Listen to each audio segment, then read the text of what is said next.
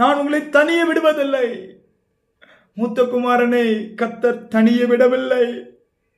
அவன் வெளியே நிற்கிறான், அவன் கஷ்டப்படுறான், அவன் இருதயம் கஷ்டப்படுதுன்னு தெரிஞ்ச உடனே அவர் வந்து சொல்றாரு, நான் தான் உனக்கு எல்லாம். ஆட்டுக்குட்டியை தேடுகிறாய், ஆட்டுக்குட்டியானவரே உன்னுடையவர். நீ நீ யோசிக்கலாம், அவனை மட்டும் கட்டி அணைத்தாரு, என்ன ஏன் கட்டி அணைக்கல? அவருக்கு தெரியும், நானே உன்னை நான் உன்னை கட்டி அணைக்க வேண்டியதில்லை, நீ என் கூட தானே இருக்க, நீ ஏன் எனக்கு முத்தம் கொடுப்பேன்னு தெரியும், அதனால நான் கவலைப்பட்டுக்கிட்டு இருக்க வேண்டியதில்லை. அதே மாதிரி நீ வெளியே தனியா இருந்து நீ துக்கத்திலேயோ உன்னை கஷ்டமான பாதையிலேயே நடத்த முச்சல, நீ தனியே இருக்க மாட்டாய். நான் உன் கூட இருப்பேன்.